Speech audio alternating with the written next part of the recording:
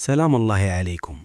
اليوم غادي نحكي لكم واحد الجريمة اللي هزات مدينة سلاف هولها وخلات الناس كاملين في الحي متخوفين وكتسائل شكون دار هاد الشي وكيفاش.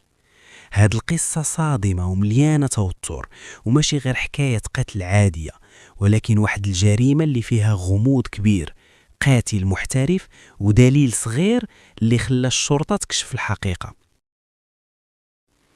كان نهار الخميس، الناس كانوا كيمشيو في حياتهم اليومية بلا ما يلاحظوا أي حاجة غريبة، ولكن في الخلفية كانت شي حاجة غريبة كتدور. في الدار ديال سعيد، راجل 35 سنة معروف في الحي بالهدوء والخدمة ديالو كان الجار، وقعت جريمة قتل صادمة. الناس في الحي كانوا كيعرفوه وكيحترموه وما كان عنده أعداء ظاهرين، لهذا هاد الخبر ضرب كل شي بالصدمة. في الصباح الجيران لاحظوا رائحة غريبة كتطلع من الدار وما حدش كان كيرد على دق الباب. واحد الجار الشجاع قرر يدخل من الباب الخلفي ولقاه مضروب ومغطي بالدماء. المكان كله مقلوب وكأن القاتل حاول يخرب كل شيء باش يضيع أي دليل. فور ما شافت الشرطة المحلية المشهد، عرفوا باللي القضية كبيرة وكتحتاج تدخل الشرطة القضائية، حيث الضحية معروف في الحي وما كاينش أي أثر مباشر للقاتل وكل شيء غامض ومخيف. التحريات الأولية بدات بسرعة، جمعوا كل المعلومات من الجيران وشافوا الكاميرات القريبة. الغريب كان أن القاتل كان ذكي بزاف، استعمل طرق فرعية وأزقة ضيقة باش يختفي وما يتركش أي أثر واضح. من بين الأدلة اللي لقاو كان جاكيت مهمل في الزاوية. في الأول ما عرفوش شكون مول الجاكيت، ولكن عرفوا أنه غادي يكون المفتاح باش يوصلوا للقاتل. الشرطة العلمية تدخلت بسرعة وجمعات كل البصمات، الدماء والشعر اللي على الجاكيت. التحليل كشف أن الدماء كانت متفرقة والدم ديال القاتل كان موجود على الجاكيت من صراع قصير مع سعيد قبل القتل. التحليل الطبي على جثة سعيد بين أن الضربة اللي تلقاها كانت قوية ومباشرة على الرأس، وهذا الشيء خلاه يموت في الحين. ولكن الجريمة كلها كانت مدبرة بعناية، والقاتل حاول يغطي كل أثر ممكن. قسمت الفريق لعدة وحدات باش ينجحوا في التحقيق. وحدة دارت على جمع الأدلة العلمية وتحليل البصمات، وحدة ثانية ركزت على DNA والتحليل البيولوجي، ووحدة ثالثة دارت على الشهود والتحريات الميدانية. كل مرحلة كانت معمقة والهدف كان واضح، أي دليل صغير بحال جاكيت مهمل ممكن يوصل للقاتل. الجيران بداو كيعطيو تفاصيل صغيرة. واحد لاحظ سيارة داكنة دارت في الحي قبل يوم الجريمة، واحد آخر سمع صوت خطوات غريبة في الليل، وحتى الحركة ديال الجيران الآخرين كانت مهمة باش يبنيو الخريطة ديال الأحداث.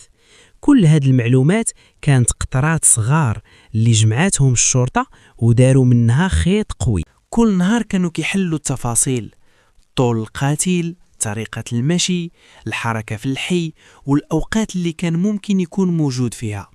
الشرطة العلمية رجعت للجاكيت مرات ومرات وحلوا كل بقع صغيرة، الدماء وحتى الغبار اللي على القماش. هادشي خلاهم يعرفوا باللي القاتل ماشي هاوي، ولكن شخص محترف واعي بالطريقة اللي يخلي أقل أثر ممكن. ولكن جاكيت الضحية كان المفتاح اللي غادي يكشف هويته. الشرطة القضائية بدأت كتجمع كل المعلومات في قاعدة بيانات، البصمات، شهادات الجيران، تحليل الكاميرات والتحليل الطبي للضحية. كل هاد الشيء كان كيتم بمهنية عالية، وكل يوم كان الفريق كيقرب أكثر من الحقيقة. من بين الأمور المهمة اللي لاحظوها، الجاكيت كان مخلي بطريقة غير مباشرة دلالة على القاتل، بحال لمسة صغيرة على الجيوب أو أثر دم، اللي علم الفريق أنه ممكن يكون من خصائص الجاني. الأيام دازت والحي بدا كيخاف بزاف، الناس ما بقاوش كيمشيو في الليل والحياة اليومية تأثرات. الشرطة بقات كتحقق في كل صغيرة وكل خيط كان مهم، كاميرات المراقبة، أصوات غريبة في الليل، وحتى المارة اللي ممكن شافوا أي حاجة قبل أو بعد الجريمة. بعد أسبوعين من التحريات المكثفة، الشرطة العلمية ركزت على الجاكيت. البصمات كانت جزئية، ولكن الدماء بينت إصابة صغيرة للقاتل أثناء الصراع مع سعيد. هذا التحليل خلى الفريق يعرف باللي القاتل محترف وما خلاش أثر واضح، ولكن الجاكيت كان المفتاح باش يوصلوا ليه. الفريق رجع لكل التفاصيل: طول القاتل، طريقة المشي، الحركة في الحي، ومطابقة مع أي شخص عنده سوابق عنف في المدينة. في المرحلة الأخيرة الشرطة قدرت تضيق دائرة المشتبه فيهم لمجموعة صغيرة من الأشخاص اللي عندهم سجل عنف سابق وقياسات قريبة للجاكيت. كل واحد تم مقارنته مع البصمات على الجاكيت ومع التحليل البيولوجي للدماء ومع شهادات الجيران. كل التفاصيل كانت صغيرة، ولكن مع بعضها بنات صورة واضحة للقاتل. في ليلة ممطرة الشرطة القضائية تحركت بحذر، كل خطوة كانت محسوبة وكل تحرك كان مراقب من الفريق العلمي. بعد مطاردة دقيقة ومراقبة طويلة الشخص ظهر، وكان واضح أنه كيحاول يغطي وجهه. التحليل العلمي السابق للجاكيت والدماء أكد هويته. بعد استجواب دقيق اعترف بكل التفاصيل، وقال أن اختيار سعيد كان مخطط مسبقا، وأن الجريمة كانت مدبرة بعناية، ولكن الغلط اللي دار هو أنه خلى الجاكيت مهمل واللي كان سبب باش توصل الشرطة ليه. الحي بدا كيرجع لهدوءه والناس قدروا يحسوا بالأمان مرة أخرى. سعيد فقد حياته، ولكن التحقيقات الدقيقة أظهرت باللي العدالة ممكن توصل حتى للقاتل الغامض والمحترف إذا تم التعامل مع كل دليل صغير بعناية. الجاكيت المهمل كان المفتاح اللي كشف الحقيقة، وكل خطوة في التحقيق علمت الناس على أهمية التحليل العلمي والصبر في التحريات. الشرطة القضائية قالت للصحافة: القاتل حاول يضل مجهول، ولكن التحريات الدقيقة والتحليل البيولوجي والدليل البسيط بحال الجاكيت قدر يوصلنا للحقائق ويحقق العدالة. القصة بقات محفورة في الذاكرة ديال الناس في الحي، بحيث علمتهم أن حتى أدق التفاصيل إذا تم استعمالها صح ممكن تكشف الغموض وتوصل للعدالة. وفي الأخير كل شيء تعلم الصبر والدقة وأهمية أي دليل صغير، وكيف أن الجريمة حتى لو كانت مدبرة ومحترف فيها القاتل، الحقائق العلمية الدقيقة قادرة توصل للعدالة في الأخير. وأهلا بكم كاملين.